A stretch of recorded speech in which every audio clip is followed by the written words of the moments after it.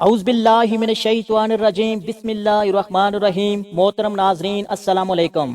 یہ حضرت موسیٰ علیہ السلام کی وہ مقدس لاٹھی ہے جس کو عصا موسیٰ کہتے ہیں۔ اس کے ذریعے آپ کے بہت سے ان معجزات کا ظہور ہوا جن کو قرآن مجید نے مختلف عنوانوں کے ساتھ بار بار بیان فرمایا ہے۔ اس مقدس لاٹھی کی تاریخ بہت قدیم ہے جو اپنے دامن میں سینکڑوں ان تاریخی واقعات کو سمیٹے ہوئے ہے جن میں عبرتوں اور نصیحتوں کے ہزاروں نشانات ستاروں کی طرح جگمگا رہے ہیں، جن سے اہل نظر کو بصیرت کی روشنی اور ہدایت کا نور ملتا ہے۔ محترم ناظرین، یہ لاٹھی حضرت موسیٰ علیہ السلام کے قد برابر 10 ہاتھ لمبی تھی اور اس کے سر پر 2 شاخیں تھی جو رات میں مشعل کی طرح روشن ہو جایا کرتی تھی۔ یہ جنت کے درخت پیلو کی لکڑی سے بنائی گئی تھی اور اس کو آدم علیہ السلام بیشے سے اپنے ساتھ لے آئے تھے۔ محترم ناظرین، حضرت آدم علیہ السلام کے ساتھ ہود خوشبودار لکڑی، حضرت موسیٰ علیہ السلام کا عصا جو عزت والے پیلو کی لکڑی کا تھا، انجیر کی پتیاں، حجر اسود جو کہ مکہ مکرمہ میں ہے، اور نبی معظم حضرت موسیٰ علیہ السلام کی انگوٹھی، یہ 5 چیزیں جنت سے اتاری گئیں۔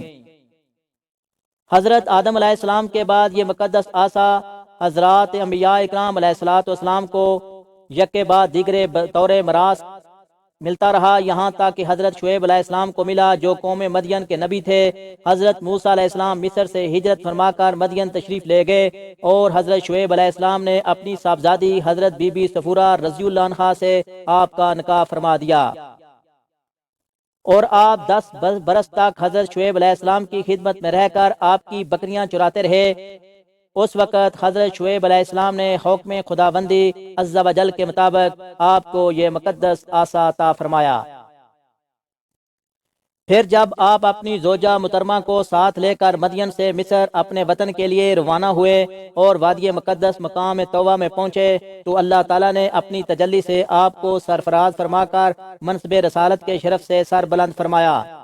اس وقت حضرت حق جلہ مجدہ نے آپ سے جس طرح کلام فرمایا، قرآن مجید نے اس کو اس طرح بیان فرمایا ہے، اور یہ تیرے دانے ہاتھ میں کیا ہے موسیٰ؟ عرض کیا کہ یہ میرا عصا ہے، میں اس پر تکیہ لگاتا ہوں اور اس سے اپنی بکریاں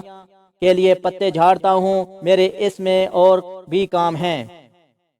حضرت موسیٰ علیہ السلام اس مقدس لاٹھی سے مذکورہ بالا کام نکالتے رہے، مگر جب آپ فرعون کے دربار میں ہدایت فرمانے کی غرض سے تشریف لے گئے اور اس نے آپ کو جادوگر کہہ کر جھٹلایا تو آپ کے اس عصے کے ذریعے بڑے بڑے معجزات کا ظہور شروع ہو گیا۔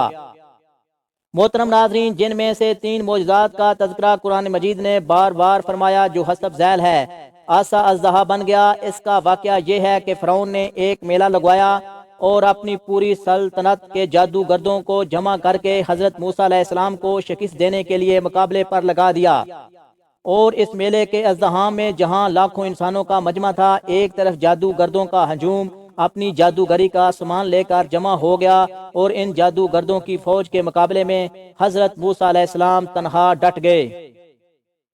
محترم ناظرین، جادوگردوں نے فرعون کی عزت کی قسم کھا کر اپنی جادو کی لاٹھیاں اور رسیوں کو پھینکا تاکہ ایک دم وہ لاٹھیاں اور رسیاں سانپ بن کر پورے میدان میں ہر طرف پھنکارے مار کر دوڑنے لگیں اور پورا مجمع خوف ہراس میں بدحواس ہو کر ادھر ادھر بھاگنے لگا،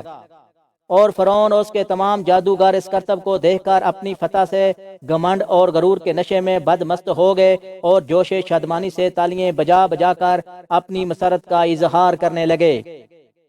کہ اتنے میں ناگاہ حضرت موسیٰ علیہ السلام نے خدا کے حکم سے اپنی مقدس لاٹھی کو ان سانپوں کے ہجوم میں ڈال دیا تو یہ لاٹھی ایک بہت بڑا اور نہایت ہی ہیبت ناک اژدہا بن کر جادوگردوں کے تمام سانپوں کو نگل گیا۔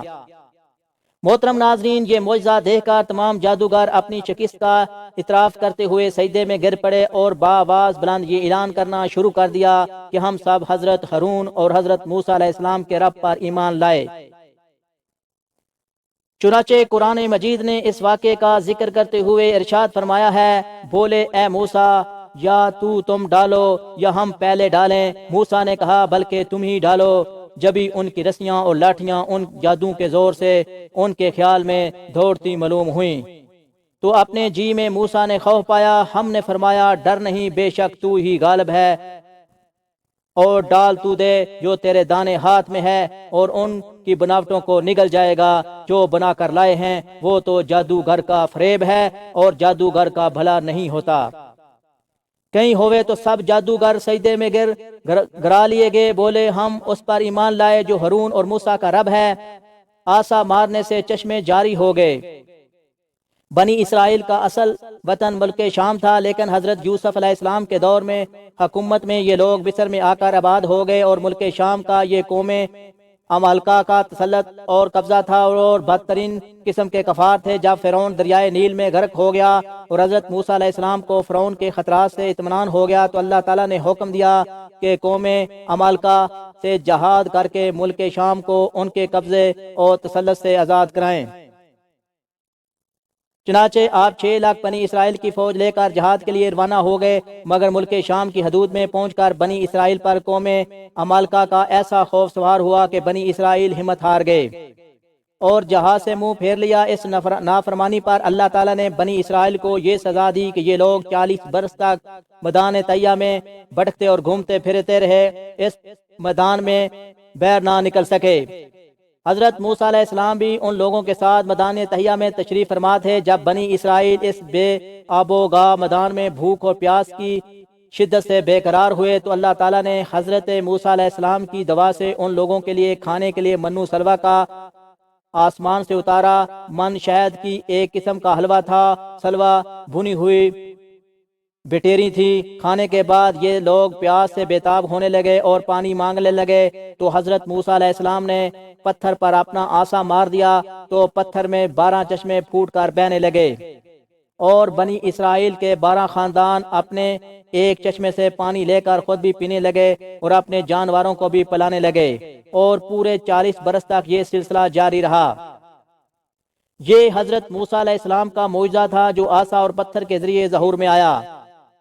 محترم ناظرین، قرآن مجید نے اس واقعہ اور معجزہ کا بیان کرتے ہوئے ارشاد فرمایا ہے، اور جب موسیٰ نے اپنی قوم کے لیے پانی مانگا تو ہم نے فرمایا اس پتھر پر اپنا عصا مارو، فوراً اس سے 12 چشمے بہہ نکلے، ہر گروہ نے اپنا گھاٹ پہچان لیا، عصے کی مار سے دریا پھٹ گیا۔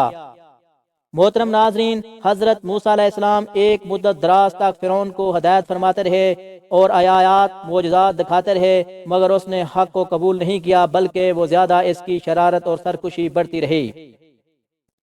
اور بنی اسرائیل نے چونکہ اس کی خدائی کو تسلیم نہیں کیا، اس لیے اس نے ان مومنین کو بہت زیادہ ظلم و ستم کا نشانہ بنایا۔ اس دوران میں ایک دم حضرت موسیٰ علیہ السلام پر وحی اتری کہ آپ اپنی قوم بنی اسرائیل کو اپنے ساتھ لے کر رات میں مصر سے ہجرت کر جائیں۔ محترم ناظرین، چنانچہ حضرت موسیٰ علیہ السلام بنی اسرائیل کو ہمراہ لے کر رات میں مصر سے روانہ ہو گئے۔ جب فرعون کو پتہ چلا تو وہ بھی اپنے لشکروں کو ساتھ لے کر بنی اسرائیل کی گرفتاری کے لیے چل پڑا۔ جب دونوں لشکر ایک دوسرے کے قریب ہو گئے تو بنی اسرائیل فرعون کے خوف سے چیخ پڑے کہ اب تو ہم فرعون کے ہاتھوں گرفتار ہو جائیں گے، اور بنی اسرائیل کی پوزیشن بہت ہی نازک ہو گئی، کیونکہ ان کے پیچھے فرعون کا خون خوار لشکر تھا اور آگے موجیں مارتا ہوا دریا تھا۔ محترم ناظرین، اس پریشانی کے عالم میں حضرت موسیٰ علیہ السلام مطمئن تھے اور بنی اسرائیل کو تسلی دے رہے تھے۔ جب دریا کے پاس پہنچ گئے تو اللہ تعالیٰ نے حضرت موسیٰ علیہ السلام کو حکم فرمایا کہ تم اپنی لاٹھی دریا پر مار دو۔ چنانچہ یوں ہی آپ نے دریا پر لاٹھی ماری تو فوراً ہی دریا میں 12 سڑکیں بن گئیں، اور بنی اسرائیل ان سڑکوں پر چل کر سلامتی کے ساتھ دریا سے باہر نکل گئے۔